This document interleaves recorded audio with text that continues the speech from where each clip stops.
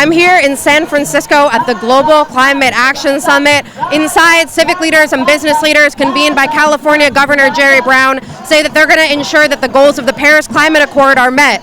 But people out here say that that's not going to happen, and that the solutions in there aren't prioritizing the needs of those most impacted by the fossil fuel economy and by climate change itself. Hundreds of people took to the streets on Thursday to disrupt the first full day of the Global Climate Action Summit, or GCAS, a meeting of some 4,000 politicians, business representatives, scientists, and advocates. As the Trump administration issues blow after blow to climate and environmental protections, most recently rolling back regulations on methane, one of the most potent fossil fuels, many are looking to GCAS to fight climate change. But the protesters weren't convinced that they will. The folks that are inside that building right now are the ones that got us in this mess. They need to listen to community and invest in community-based solutions. We're here to let these folks know from across the world they came for this Jerry Brown Summit. Keep it in the ground, no carbon trading, no techno fixes. Capitalism has to change, it has to end. And we're here to make that clear that we don't have much time left. Protesters crowded intersections and blockaded entrances to the summit, forcing attendees to climb over barriers to enter. At least 2 demonstrators were arrested. Others protested inside the summit. Our people, our communities are not for sale! Our people are not for sale! Civil society was not allowed here! Corporations were allowed here! Out of 4,500 delegates! Demonstrators said California Governor Jerry Brown and other civic leaders haven't prioritized climate justice. Jerry Brown is being touted as a climate leader, but the reality is that we continue to face rampant oil infrastructure expansion on the ground in our communities. You can't be a climate leader if you're still permitting extraction in California. At the summit, leaders made promises to fight climate change. India's leading utility vehicle manufacturer, Mahindra & Mahindra, pledged to become carbon neutral by 2040. And billionaire former New York City Mayor Michael Bloomberg joined with the EU's Miguel Arias-Cañete to pledge to join efforts to manage the global transition away from coal, a major source of CO2 emissions. But the protesters said those leaders aren't fit to solve the climate crisis.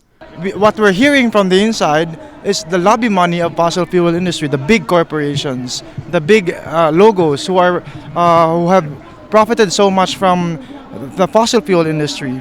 And that's why we want our voices to be heard. Speculators who got us into this problem can't be the drivers of the Just Transition Express. To speculate is to form ideas and to take actions without evidence. We are the evidence-based folks here who understand what it means to be in right relationship with each other. COP23 in Bonn, Germany, we did an action at his main event with It Takes Roots, and we demanded that keep fossil fuels in the ground, and he responded, I agree with you, let's put you in the ground so we can get on with the show here. The demonstrators said many solutions being discussed in the Global Climate Action Summit are half measures. One of the main things that we're trying to fight against is this thing called carbon trading. This idea that you can buy and sell the air, because when they buy and sell the air down in the Amazon, as some of the sellout hang around the Fort Indians have done, even here in California, then we have the effects where we live, where the pollution is that much stronger and that much longer and that much more deadly. When the people are in there talking about carbon trading, they're talking about our health, right? Like that's what they're trading in. They're buying and selling our health, basically our death, right? As California governor, Jerry Brown has been called a climate leader. Just this week, he signed a mandate requiring the state's power sector to completely wean itself off fossil fuels by 2040.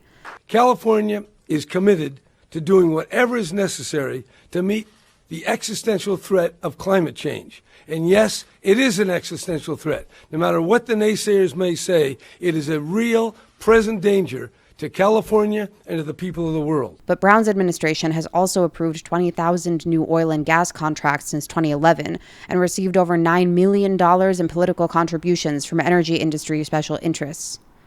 You can be in the pocket of these big corporations, and that's something we have to push back against as the people. We need to be louder than that voice. Real solutions, the protesters say, prioritize those most affected by climate change, like people of color, indigenous people, and poor people. We want the real solutions that are coming from communities. Put land back in the hands of communities, put capital back in the hands of communities, and we will create renewable energy systems that are community controlled, water systems that are gray water, rainwater harvesting, the kinds of things that California actually already has the solutions for, coming from our communities, coming from indigenous peoples, coming from frontline communities. We're here to say no more sacrifice zones. We're here to stand with our local people from California, our frontline groups, and we're here bringing international solidarity and solutions. And the stakes, they say, couldn't be higher. If we don't be visionary and bold in our climate leadership, it will continue to lead to the climate disaster that we've been experiencing, from the hurricanes, the storms, the wildfires. It's obvious that the action that's been taken is not enough. With Will Arenas, this is Darna Noor from San Francisco.